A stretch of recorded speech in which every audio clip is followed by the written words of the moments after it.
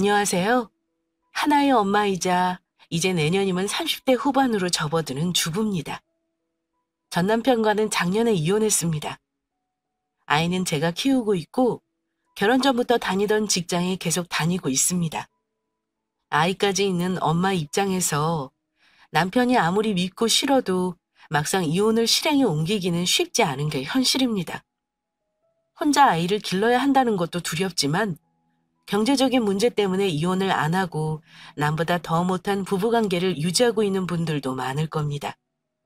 저는 한량처럼 빈둥대는 남편을 무려 5년간 참아줘가며 결혼 초반부터 그놈의 돈 때문에 마음고생, 몸고생을 많이 한 사람입니다. 그래도 아이 때문에 결혼 생활을 유지하려고 노력 많이 했습니다. 어느 엄마가 이혼 가정에서 자기 아이를 키우고 싶겠어요? 개차반 같은 남편만 아니라면 그래도 없는 것보다는 있는 게 낫다고 생각했고요. 저 경우에는 이혼 얘기를 먼저 꺼낸 건 제가 아니라 남편이었습니다. 거의 강요에 가깝게 이혼을 요구한 남편이었는데 자기 입으로 자기 재산 다 주고 이혼해달라기에 처음에는 거부하다가 남편 놈 뜻대로 이혼해줬습니다. 사람이 화장실 들어갈 때 마음과 나올 때 마음이 다르다고 하잖아요. 자기가 돈 없고 아쉬울 때는 저한테 빌부터 살기 바쁘던 사람이 없던 돈이 생기자 이혼까지 요구했던 제 기막힌 이혼 사연 시작해 보겠습니다. 우리 부부는 결혼할 때만 해도 둘 다 맞벌이였어요. 남편은 지방 국립대 공대를 나와 나름 괜찮은 중소기업에 다녔고 저는 증권회사에서 12년 근무하고 있었습니다. 그러니 신혼 초반 아이 낳기 전까지만 해도 살만했어요. 다만 결혼할 때 둘이 무리를 해서 집을 사는 바람에 대출이 거의 풀로 껴있긴 했습니다. 집 마련했던 돈은 반반씩 보탰고요. 저희 부부는 아이 갖는 거 미루고 대출금 갚느라 여념이 없었습니다. 남편은 직장 생활 경력이 저보다 짧았습니다. 연봉으로 따지면 제가 남편보다는 수입이 좀 더 많았고요. 둘 다 월급 받으면 절반 이상은 대출 상환하는 데 썼습니다. 거의 3년 동안 한 사람 월급은 빚 갚는 걸로 썼다고 할 정도로요. 대출금을 거의 상환하고 숨통이 트일 때쯤 그해 겨울 첫 아이를 낳았습니다. 그런데 첫 아이를 낳고 몸이며 마음이며 여자로서 가장 힘든 시기에 남편이 저한테 생각지도 못한 폭탄 발언을 했습니다. 그 일로 제 삶의 방향이 완전히 달라졌고요. 남편은 뜬금없이 무슨 바람이 불었는지 갑자기 사업을 하겠다며 직장을 관두겠다는 말을 했습니다. 당연한 거지만 저는 걱정스러운 마음에 처음에 반대했습니다. 아마 대부분의 여자라면 남편이 멀쩡한 회사 관두고 사업하겠다는 거 찬성하지는 않을 겁니다. 저 역시 그랬고요. 내가 빚내서 하겠다는 것도 아니고 내 퇴직금만 딱 투자해서 승부를 보겠다잖아. 우리 회사 정년까지 계속 다니는 거 불안한 회사야. 대부분 50도 되기 전에 나가는 거 당신도 잘 알잖아. 그때 돼서 힘드느니 한 살이라도 젊을 때 사업 시작하고 싶어. 우리 대출금 겨우겨우 갚았고 이제 애도 커가면 돈 들어갈 일이 얼마나 많겠어? 당신 내일부터 당장 회사 관두고 사업 시작하면 다음 달부터 생활비 낼 수 있어? 아니잖아. 수입 생길 때까지 내가 버는 걸로 생활해야 하는 거잖아. 아무것도 추진한 것도 없는데 당장 회사부터 관두면 어쩌자는 거야? 당신 월급이면 저축까지 할 수 있으니까 걱정 마. 내가 계속 놀고 먹겠다는 것도 아닌데 뭐가 걱정이야? 아무리 그래도 당장 수입이 줄어들면 생활비 부담이 커질 테고 그럼 경제적으로 쪼들릴 게 뻔하잖아. 당신 말대로 당장이야 괜찮겠지. 하지만 나중에 분명 힘들어질 텐데 그땐 어쩌려고 그래? 내가 알아서 할게. 당신은 잔소리하지 말고 그냥 지켜봐줘. 남자가 큰일 하겠다는 거 앞길 막지 말고. 내가 언제 당신더러 큰돈 벌어오래? 나는 적더라도 매달 꼬박꼬박 들어오는 돈이 중요해. 저는 말리느라 여념이 없었지만 남편은 몇 달만 참아주면 자기가 어떻게든 아이템 잡고 수익을 내겠다고 호언장담을 하더군요. 남자들은 여자가 아무리 반대해도 한 번 맘먹은 거 잘 바꾸지 않는다더니 제가 아무리 설득해도 못 이기겠더라고요. 솔직히 믿음은 가지 않았지만 일단 믿어보기로 했습니다. 저는 남편 뜻대로 하라 하면서도 걱정스런 마음에 몇 가지 조건을 내걸었습니다. 절대 빚을 내서 하지 않을 것, 아는 사람과 동업하지 않을 것, 금전적인 부분은 투명하게 공개할 것 등등이요.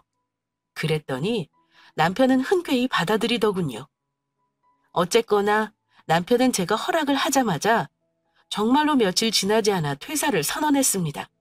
그러고는 집에서 놀기 시작했습니다. 나름 뭘 준비한다고는 하는데 그것도 하루 이틀이죠. 제 눈에는 그냥 집에서 놀고 먹는 백수로 보였습니다. 그런데 매달 들어오던 수입에서 남편이 내는 월급이 없으니 체감상 가계 경제에 큰 영향이 오더라고요. 당장 남편 수입이 끊기자 생활비며 각종 공과금 납부하기도 빠듯해졌고요. 아니나 다를까 우려했던 대로 상황은 점점 나빠지는 걸 느꼈습니다. 둘이 벌다가 혼자 보니 당연히 힘들 수밖에 없었죠. 게다가 제가 더 힘들었던 건 가사까지 제가 도맡아야 했다는 거였습니다. 청소며 빨래, 설거지 모두 제 몫이었습니다. 가뜩이나 애 키우느라 정신없는데 회사 일에 집안일까지 도맡아 하려니 죽을 맛이었습니다. 주말엔 밀린 집안일을 하느라 쉬지도 못했습니다. 가끔 친구라도 만나러 나가면 눈치 주는 남편 때문에 마음 편히 외출 한번 하기 힘들었습니다. 그러자 불만이 쌓이기 시작했습니다. 가뜩이나 힘든데 뒷구석에서 손가락 하나 까딱하는 남편이 꼴 보기 싫었습니다. 잔소리를 해도 소용없었습니다. 남편은 그저 자기 편한 대로 행동할 뿐이었습니다. 어느 날은 피곤한 몸을 이끌고 집에 도착했는데 거실 바닥에 널브러진 옷가지 하며 식탁 위에 수북히 쌓인 그릇더미를 보니 한숨이 절로 나왔습니다. 순간 화가 치밀어 올랐습니다. 참고 참았던 감정이 폭발하여 아이 앞에서 고래고래 소리를 질렀습니다. 당신 먹은 것만이라도 제발 씻어놓을 수 없어? 물을 제대로 담가놓기라도 하던가. 다 말라붙어서 씻기지도 않아. 집에 있으면 애 밥이라도 좀 챙겨 먹이던가. 대체 하루 종일 뭐 한 거야? 빨래라도 좀 돌려놓으면 내가 퇴근해서 수월할 텐데 옷 좀 손 하나 까딱을 안 했니? 대체 집에서 뭘 하길래 그래? 주식장 마감할 때까지는 나도 바빠. 밥도 못 먹고 봐야 한다고. 주식? 괜히 돈까 처먹지 말고 차라리 아무것도 하지 마. 그 시간에 청소기라도 한번 돌려주면 내가 집에 와서 이렇게 힘들진 않을 거 아니야. 그러자 남편은 적반하장격으로 화를 냈습니다. 내가 집안일 하려고 해서 관둔 줄 알아? 당신은 왜 이렇게 남자 기를 죽이냐? 내가 뭐 평생 놀고 먹겠대? 지금 시기가 그러니 기다리자고 한 거잖아. 큰돈 들여서 하는 일 망해먹으면 당신은 좋겠어? 제가 몸이 안 힘들면 싸울 일이 없을 것 같았지만 남편은 제가 하는 말을 잔소리로만 받아들였고 돈 안 버는 남편 기죽인다는 식으로 본질을 흐렸습니다. 물론 한 번씩 그렇게 싸우고 나면 며칠간은 도와주는 신용을 하긴 합니다. 그러다가 싸운 약발이 떨어지면 남편은 또다시 예전 버릇이 나오기 시작했습니다. 남편은 제가 쉬는 날에도 소파에 누워 TV 리모컨만 만지작거리기 바빴습니다. 그러면서 제가 싫은 소리 몇 번 하면 꼴에 자존심은 있어서 툭 하면 큰 소리치고 짜증내고 화내기 일쑤였고요. 내가 알던 다정다감하던 남편은 온데간데 없었습니다. 차라리 그냥 월급쟁이 생활을 계속했더라면 지금보다는 상황이 낫지 않았을까 후회 막심이었죠. 이렇게 가다간 죽도 밥도 안 되겠다는 생각이 들었습니다. 금방이라도 사업을 시작하겠다던 남편은 코로나가 터지는 바람에 당장 하려고 했던 사업을 미루더군요. 그때는 멀쩡히 장사 잘하던 자영업자들도 망해 나가던 때라 이해는 했습니다만 그럴 거면 다른 사무직이든 파트타임이든 뭐라도 또 해주길 바랬습니다. 그냥 집에서 놀고 먹는 거 자체로 너무 꼴보기 싫더라고요. 그렇게 남편은 팔자 좋은 백수 생활을 이어나갔고요. 주식을 한답시고 퇴직금을 주무르더니 가진 돈의 대부분을 날려먹기까지 했습니다. 그러니 그놈의 사업은 무슨 돈으로 하겠어요. 저보고 대출 해달라고 할까봐 무섭더라고요. 제가 버는 돈으로 겨우 생활을 이어나갈 정도였고 남편은 제 월급에서 용돈까지 요구하던 인간이었습니다. 2년간을 남편 백수로 있는 거 지켜봤다 생각해보세요. 정말 속이 뒤집어지는 일입니다. 말이 2년이지. 남자가 집에서 놀고 먹는 건 한 달도 봐주기 어려운 일입니다. 겪어본 분들만 그 심정 알 겁니다. 남편은 점점 편한 생활에 익숙해지는지 저한테 미안한 기색조차 없었고 여전히 살림이며 육아를 거의 도와주지 않았습니다. 저는 저대로 아이 보랴, 직장 다니랴, 에너지가 바닥이 나고 있었습니다. 친정이 멀어 도움을 자주 받기 힘들었던 터라 거의 우울증이 올 지경이었고요. 그러던 어느 날 웬만해선 저녁 약속이 잘 없는 남편이 나갔다 오더니 며칠 동안 싱글벙글한 일이 있었습니다.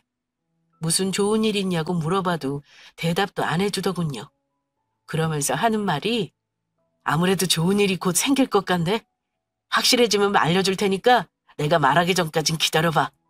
왜? 어디 월급 많이 준다는데 취직이라도 한 거야? 취직은 무슨. 평생 먹고 살 걱정 안 할 일이 생길 것 같으니까 기다려보라 이 말이야.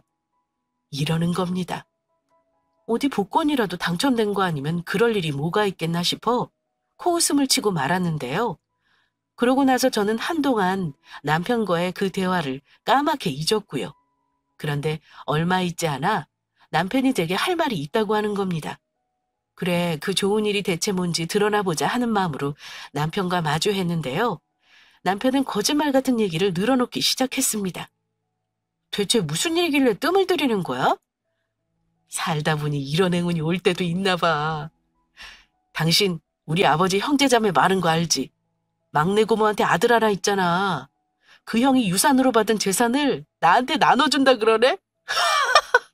당신 믿겨? 그게 자그마치 20억 돈이래. 20억? 그게 말이 되는 거야?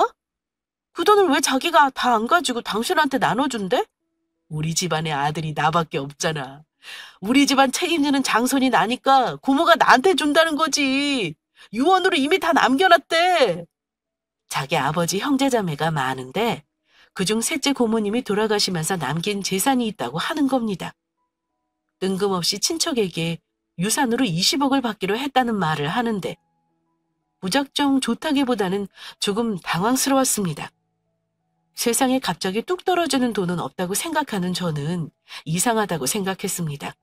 혹시라도 나쁜 마음 먹고 사기라도 치는 건 아닌지 의심스러웠고요. 20억이라는 큰 돈을 아무리 친척이라 하지만 덜컥 내준다는 게 믿기지 않았거든요. 혹시 당신한테 사기치는 거 아니야? 아니, 당신 친척이 그렇게 부자였으면 우리가 몰랐을 리도 없고 당신 부모님은 그런 유산 받는 거 알고 계셔야 하는 거잖아. 아무래도 좀 미심쩍다. 그 형님이라는 사람은 연락 한 번 없더니 왜 뜬금없이 당신한테 재산을 준다는 거야? 의심 가득한 제 말에 남편은 펄쩍 뛰며 절대 아니라고 하더군요. 아무리 자식이라도 부모가 유언으로 남긴 건 자기 마음대로 처분 못하는 거 몰라? 당신은 나한테 이런 행운이 왔으면 같이 좋아해주지는 못할 망정 찬물이나 끼얹냐? 그러면서 저한테 10억의 가치를 한다는 땅의 등기부 등본과 형님이 보내줬다는 계좌에 찍힌 10억이 넘는 돈을 보여주는 겁니다. 솔직히 돈 싫어하는 사람 없는 거잖아요? 처음에는 믿지 않았지만 설마 이거 진짜인가 하는 생각이 들면서 로또에 당첨된 것 같은 기분이 들기 시작했습니다. 만약 진짜라면 과연 그런 큰 돈을 남편이 감당할 수 있을지 의문스럽기도 했고요. 마음 한구석에는 여전히 조금의 찜찜함이 남아있었지만 왠지 그때는 눈앞에 돈을 믿고 싶더라고요. 이런 걸 현혹된다고 하는 거겠죠? 남편은 동요하는 걸 보더니 한마디 더 하더라고요. 당신 그동안 일하느라 고생 많았어. 아직 세금 때문에 정리할 게 좀 남아서 당장 우리 통장에 꽂히는 건 아니지만 내가 받게 되면 당신 잘 챙겨줄 테니 걱정 마. 이제부터라도 살림 편하게 해. 그동안 당신 일하면서 집까지 책임지느라 고마웠다. 말이라도 그렇게 해주니 고맙네. 지금이라도 나 힘든 거 알면 말로만 끝내지 말고 청소라도 좀 해. 말이라도 남편이 그동안 고마웠다고 하는데 기분은 좋더라고요. 게다가 유산 상속이 정말 사실이라면 앞으로 저도 조금은 여유롭게 살 수 있을 테니 당연히 솔깃했고요. 남편 말대로 힘들게 외벌이하면서 남편은 편하게 먹고 놀게 해준 거 조금은 보상받을 수 있으려나 생각했습니다. 남편은 그 후 신나게 유산 상속 문제를 알아보겠다고 변호사를 만나러 간다고도 했고, 그 친척이라는 형님과 여러 번 식사도 하고 술자리를 갖기도 했습니다. 백수일 때와 달라진 게 있다면, 그전에는 제게 용돈을 받아갈 때 눈치를 조금이라도 보던 사람이 너무나 당당하게 술값이며 식사값을 요구하더라고요. 이름이 이상한 술집에서 몇십만 원 돈을 제 카드로 결제한 적도 있었습니다. 남편은 유산 상속을 핑계로 이래저래 쓸 돈이 많다고 했습니다. 특히 그전에는 거의 본 적도 없던 그 친척이라는 분을 하루가 멀다고 만나서는 술을 먹거나 밥을 먹거나 했고요. 근데 그게 다 제 주머니에서 나가는 돈이잖아요? 아직 돈을 받은 것도 아닌데 돈을 펑펑 써대는 게 못마땅해 몇 마디 하면 돌아오는 말은 이랬습니다. 당신, 이번 달에 밖에서 쓴 돈이 얼마인 줄 알아? 월급 받는 거 거의 다 당신이 쓴 카드값으로 나가게 생겼어. 대체 그 형님이랑 뭐하고 돌아다니는 거야? 나중에 유산 받으면 우리한테 오는 돈이 얼만데 이런 거라고 하냐? 큰 돈 받는데 그 형한테 은혜 갚는다 생각해야지. 무슨 은혜를 술 처먹는 걸로 갚냐? 나한테 아직 돈 갖다 준 거 한 푼 없으면서 이렇게 카드 긁고 다니면 월급 정해져 있는 나는 어쩌라는 거야? 당신 카드 아니라고 이렇게 막 써도 되는 거야? 적당히 좀 해. 지훈 엄마, 자그마치 20억이야, 20억. 당신 그것만 생각하면 좋아서 웃음 나올 텐데. 고작 술값으로 몇십만 원 썼다고 이렇게 인색하게 굴면 되냐? 이러면 오더먹도 달아나는 거야. 라고 하며 말도 안 되는 논리를 펼쳤습니다. 게다가 이제는 상속재산을 핑계로 아예 집안일이며 육아는 저에게 다 몰빵하고는 신경도 쓰지 않기 시작했고요. 물론 저도 사람이니 20억만 생각하면 절로 웃음이 났죠. 돈 싫어하는 사람이 어디 있겠어요? 근데 그놈의 20억이 당장 제 통장에 꽂혀 있어야 제 돈인 거잖아요. 벌써부터 설레발치며 돈을 펑펑 쓰고 다니는 남편이 너무 못마땅해 자주 싸웠습니다.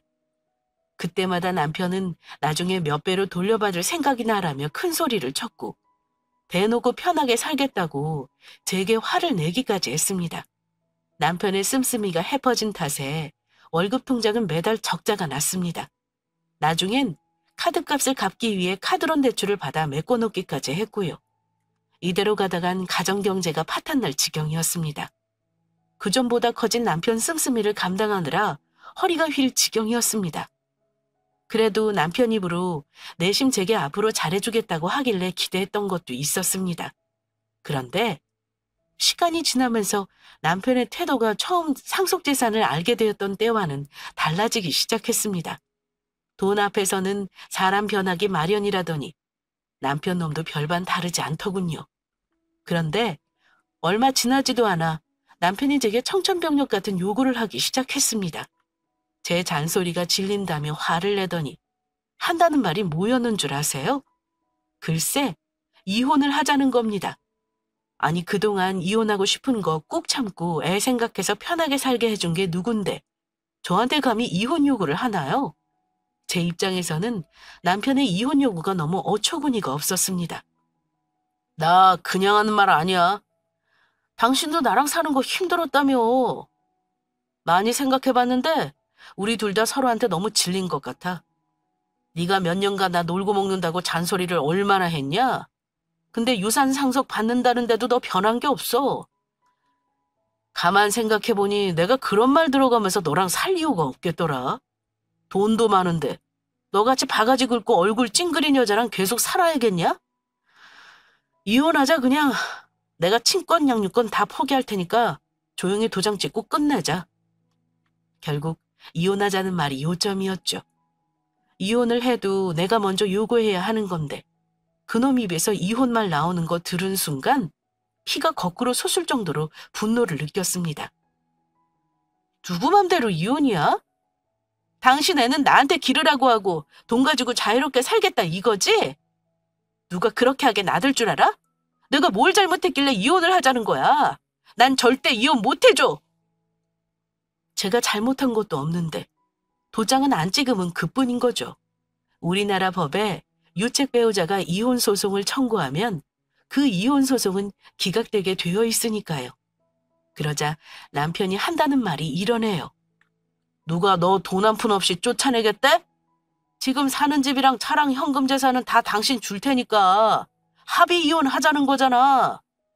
우리 재산 다 네가 챙기고 싶으면 도장 찍어줘. 너 설마 내 상속 재산 탐나서 그러는 거라면 생각 접는 게 좋을 거다. 상속받는 재산은 네가 소송을 해도 재산분할 대상 아닌 거 알지? 뭐? 무슨 개떡 같은 말이야? 내가 당신 재산 탐나서 이혼 못하겠다는 걸로 보이니? 당신이야말로 큰돈 생기니까 조강지처럼 자식까지 버리겠다는 거잖아. 말은 똑바로 해야지. 그러니까 내가 지금 있는 재산은 전부 당신 주겠다는 거잖아. 너 생각 잘해라. 남편은 지금 살고 있는 집이랑 차 모두 제게 주겠다는 말까지 했습니다. 기가 막혔습니다. 내가 뭘 잘못했길래 이러는지 도무지 납득이 가질 않았습니다. 황당하기도 하고 어이없기도 했습니다. 그런데 남편은 상황을 기어이 극단적으로 몰고 갔습니다. 이혼 말까지 나온 마당에 한 집에 같이 있기 불편할 것 같다. 내가 집 나갈 테니까 그동안 잘 생각해봐. 결심 서면 나한테 연락해라. 어쨌든 상황이 이렇게 되자 남편은 당장 집을 나가겠다며 짐을 싸기 시작했습니다. 그러더니 정말로 시댁으로 가버렸습니다. 남편이 집을 나간 그날 밤 잠 한숨 못 자고 고민하다가 며칠이 지나 주말 아침에 무작정 남편을 찾아갔습니다. 아직 어린 아들을 둔 엄마인데 이대로 헤어질 수는 없다는 생각이었습니다. 저는 남편과 단판을 짓겠다는 심정으로 물었습니다. 당신 정말 나랑 이혼을 하겠다는 거야? 우리 지훈이는 아예 안중에도 없구나. 마지막으로 물을게. 집까지 나갈 정도로 나랑은 같이 살 생각이 없다는 거지? 그랬더니 그 인간이 대뜸 한다는 말이 그래, 너도 집이랑 차 챙기고 싶으면 이혼 서류에 얼른 서류에 도장 찍어주는 게 좋을 거야. 다시 말하지만 나는 당신이랑 살 생각 없어. 당신도 그거라도 받고 살 길 찾아서 가라. 저는 남편과 일단 대화로 풀어보려고 했는데 돌아오는 대답은 똑같았습니다. 어차피 당신이랑 살 마음이 없으니 그냥 갈 길 가라는 말을 듣는 순간 화가 치밀어 올라 뺨을 한 대 때리고 말았습니다. 저는 눈물까지 흘리며 남편을 다그쳤습니다. 당신이 어떻게 나를 이렇게 배신할 수가 있어? 당신이 그러고도 애 아빠야? 너 지금 사람 쳤냐? 경찰에 신고해버린다. 뭐? 신고? 그래, 어디 해봐라 이 미친놈아. 고작 이것 가지고 신고냐? 더 맞아봐야 신고를 하지 이 개같은 놈아. 남편의 깐죽거리는 태도에 더 열불이 터져서 그 다음부턴 이성을 잃어버리고 들고 있던 가방으로 남편의 머리와 등짝을 마구 내리쳤습니다. 남편 놈은 일부러 가만히 맞기만 하더니 얼마 후 제가 지쳐나가 떨어지자마자 기다렸다는 듯이 경찰에 신고하더군요. 남편 놈에게 당한 건 나인데 어이없게도 남편의 신고 때문에 저는 경찰서까지 가야 했습니다. 경찰서에서 남편은 저를 폭행으로 고소하기까지 하더니 그러고는 합의금 1,000만 원을 요구했습니다. 어처구니가 없었지만 달리 방법이 없었습니다. 울며 겨자 먹기로 줄 수밖에 없었죠. 다행히 폭행으로 기소까지 되지는 않았지만 대신 합의금 명목으로 500만 원을 물어줘야 했습니다. 억울하지만 어쩌겠습니까? 법이 그렇다는데요. 일이 그렇게 되자 저도 이제는 포기하고 싶은 생각이 들었습니다. 그동안 남편이 까먹은 돈을 계산해보니 앞으로 내가 남아있는 이 재산이라도 지키려면 그냥 헤어지는 게 낫겠다는 판단이 서더라고요. 아파트는 시가 6억이 조금 넘었고 차야 원래 제 명의였으니 남편과 나눌 것도 없었고요. 예금으로 묶어둔 게 3천만 원가량 있었는데요. 남편이 전부 제게 주겠다고 한 거니까 그냥 받고 끝내자 싶더라고요. 솔직히 말하면 억울하기도 했습니다. 나름대로 최선을 다해 가정을 돌봤는데 돌아오는 건 배신이라니. 정말이지 분통이 터졌습니다. 괘씸하다는 생각이 들었지만 달리 방도가 없었죠. 그저 마음을 추스르고 냉정히 판단해야 했습니다. 그래서 고민 끝에 내린 결론은 단 하나였습니다. 어차피 이대로 계속 살면 서로 불행해질 게 뻔했으니까 차라리 잘 됐다고 생각하기로 했습니다. 그래서 저는 결국 남편의 이혼 요구를 받아들였습니다. 남편 놈은 제가 이혼을 결정하자 빈정거리기까지 했습니다. 진작 이혼하자고 할 때 순순히 도장 찍지 그랬냐? 이렇게 다 주고 이혼해주는 좋은 남자가 있겠니? 나는 친권이고 뭐고 필요 없어. 애는 엄마가 키워야 하는 법이니까 당신이 잘 키워라. 당신한테 재산 다 주는 거는 당신 잘 살라고 주는 거 아니야. 내 자식 잘 키우라고 주는 거 명심하고. 헤어지는 놈이 뭐 그리 말이 많아?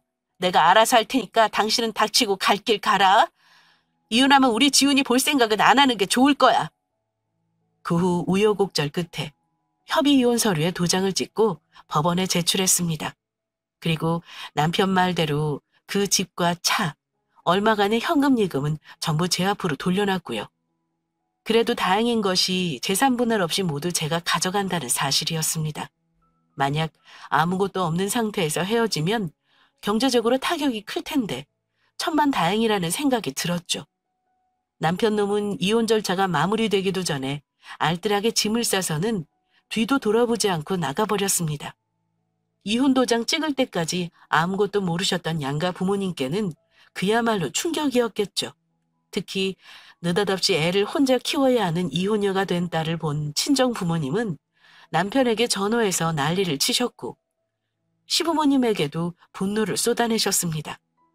그런데 남편 놈은 오히려 뻔뻔한 태도로 제가 결혼 기간 동안 아내의 의무를 다하지 않았다며 큰 소리를 쳤다고 하네요.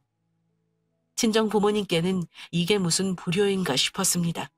하지만 이미 이혼은 한 거고 저는 아이와 어떻게든 살아나가야 했으니까요.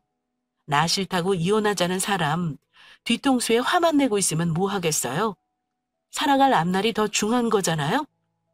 서류 정리가 모두 정리되고 재산 정리를 마무리하고 나서 저는 그 집과는 완전히 상관없는 남남이 되었습니다. 이제 모든 게 끝났다고 생각했고요. 가끔 내가 왜 이혼을 해줘야만 했는지 억울하고 분한 마음이 드는 것 빼고는 그럭저럭 아이와 함께 이겨내고 있다 생각했어요. 직장에 다니니까 바쁘게 사는 게 도움이 되기도 했고요. 이혼한 게 분하기도 했지만 한편으로는 맨날 집에 와서 빈둥거리는 남편 놈 얼굴 안 봐도 돼서 속은 편했습니다. 그런데요, 그게 끝난 게 아니더라고요. 이혼 서류에 잉크도 다 마르지 않은 한 달 후쯤 저는 너무나 황당한 상황을 직면하게 되었는데요. 그날따라 유난히 피곤했는데 저녁 늦게 걸려온 전화 한 통에 잠이 확 달아났습니다. 수화기 너머로 들려오는 목소리가 심상치 않았기 때문입니다.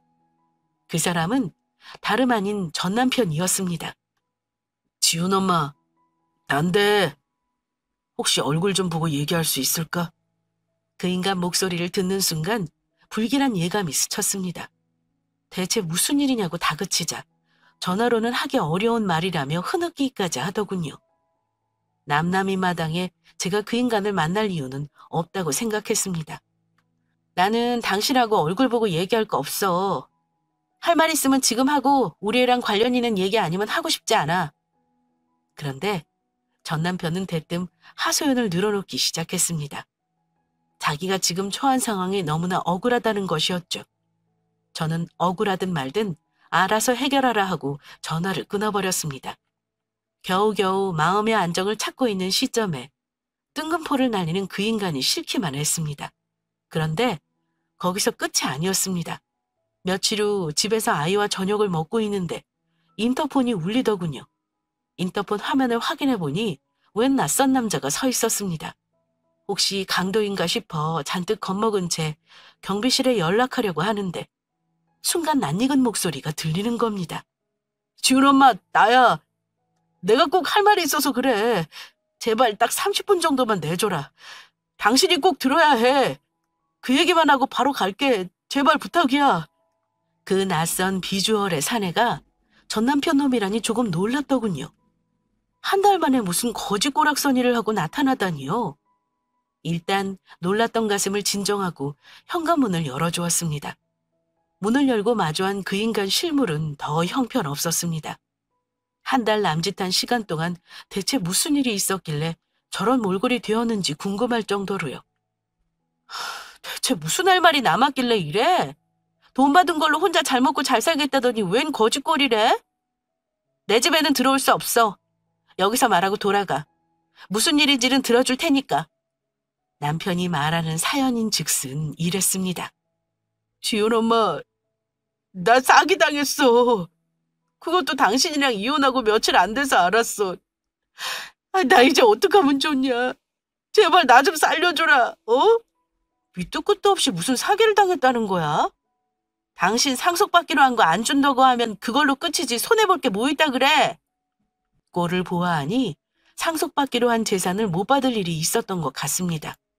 그깟 유산 안 받으면 그만이지 금전적으로 손해가 뭐 있겠나 했는데 남편이 멍청하게 당한 게 있더군요.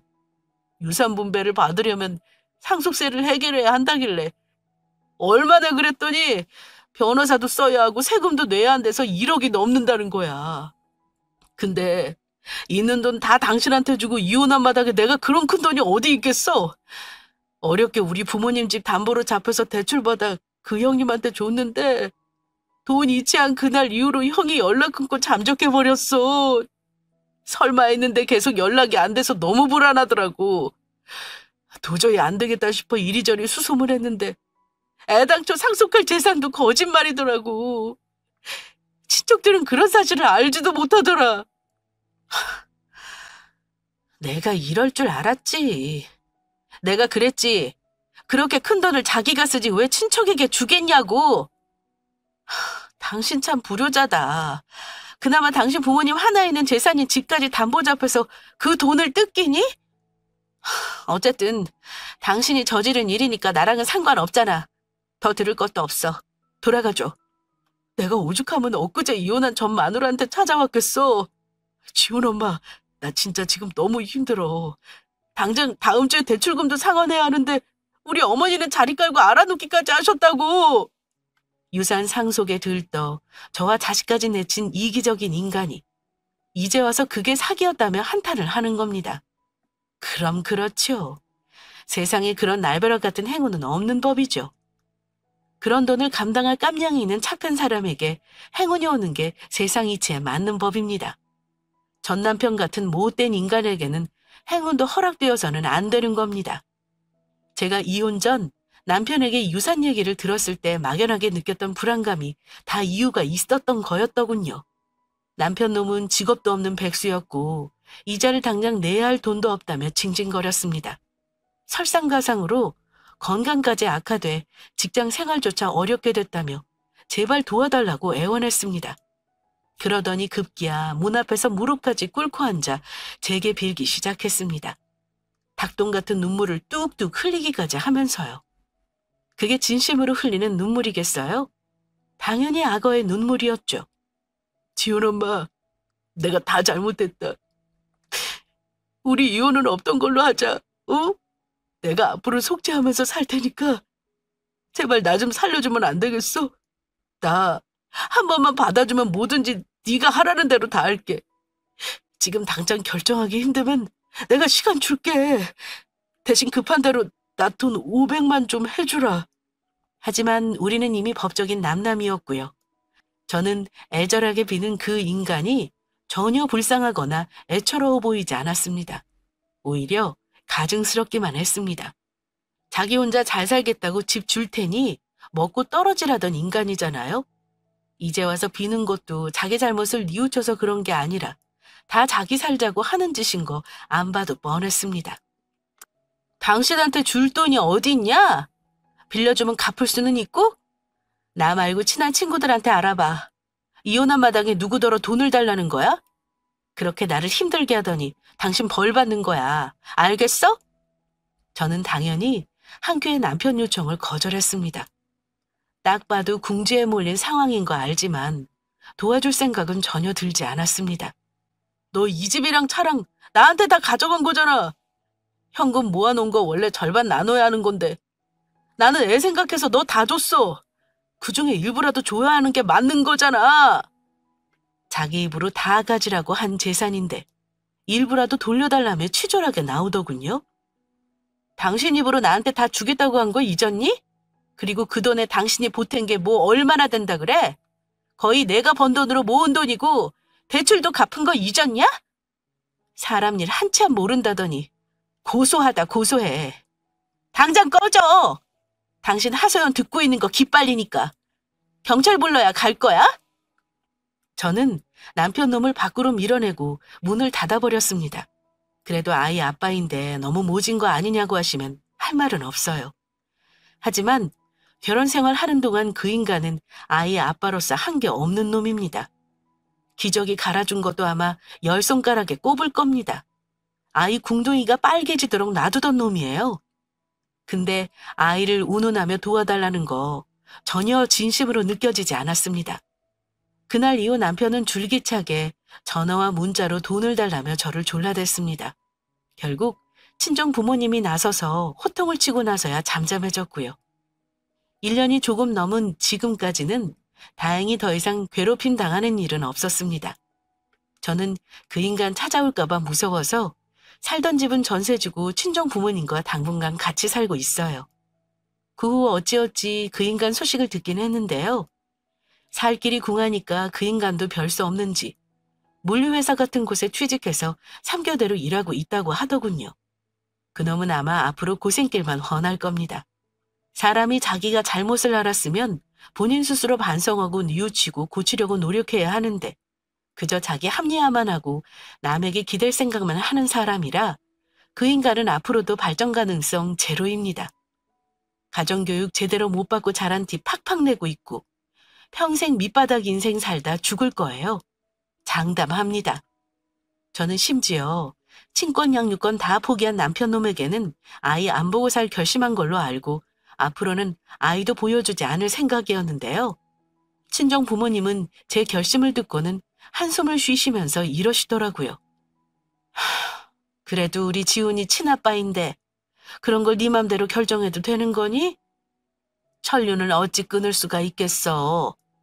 지금은 어리니까 모른다지만 나중에 그만 자기 아빠 찾게 되어 있는 거야. 나랑 자기 새끼 싫다고 내팽개친 인간인데 그깟 부모 자식 영 끄고 살면 어때? 나중에 우리 지훈이가 원한다면 그때 가서 생각해 볼 순 있어도 굳이 지금 그놈한테 아빠 노릇하라고 할 생각은 없어. 사실 엄마에게 큰 소리치긴 했지만 잘 모르겠습니다. 화가 난 상태인 지금은 어쩌면 내 자식 안 보여주고 싶은 게 당연한 마음이겠죠. 하지만 엄마 말이 틀린 말은 아니라는 거 저도 잘 압니다. 이 부분은 인생 선배님들의 조언을 참고하고 싶네요. 아이가 있으니까 참 생각이 많아집니다. 결혼 생활이라는 게 참 어렵습니다. 결혼할 때는 서로 죽고 못 살 정도로 사랑했는데 같이 살다 보면 사소한 일에도 다투고 갈등하게 되죠. 그러다 결국엔 갈라서게 되는 부부도 적지 않고요. 물론 성격 차이 등 다양한 이유가 있겠지만 며느리로서 또 아내로서 최선을 다했음에도 불구하고 저처럼 이혼을 당하는 분도 있을 겁니다. 그래서 이혼이 억울하다는 생각도 들 수 있어요. 아마 저같이 자신만의 기준 없이 무작정 아이와 가정을 위해 희생하는 경우가 대부분일 거예요. 하지만 행복해지려면 절대 결혼 생활을 유지해야 할 필요는 없어요. 이혼하고 나니 그 생각은 더 명확해졌네요. 사랑이라는 감정은 누구에게나 똑같이 적용되지만 결혼 생활은 다른 법이죠. 부부 사이엔 엄연히 지켜야 할 선이 존재하고요. 그것을 지키지 못하면 결국 파국을 맞게 됩니다. 따라서 가정을 지키기 위해서는 서로 노력해야 하는 거고요. 한쪽에서만 일방적으로 희생한다고 해서 행복해질 수 없습니다. 세상엔 아직도 무책임하게 가정을 버리는 남자들이 존재하죠. 오죽하면 옛말에 이르기를 조강지처를 버리면 벌 받는다라고 했을까요? 부디 전 남편 놈이 이번 기회에 뼈저리게 반성하길 바랄 뿐입니다. 제 이혼 사연은 여기까지입니다. 제 사연 들어주시는 아내와 남편분들은 서로의 입장을 잘 헤아려주는 지혜로운 부부로 살기를 바랍니다. 감사합니다.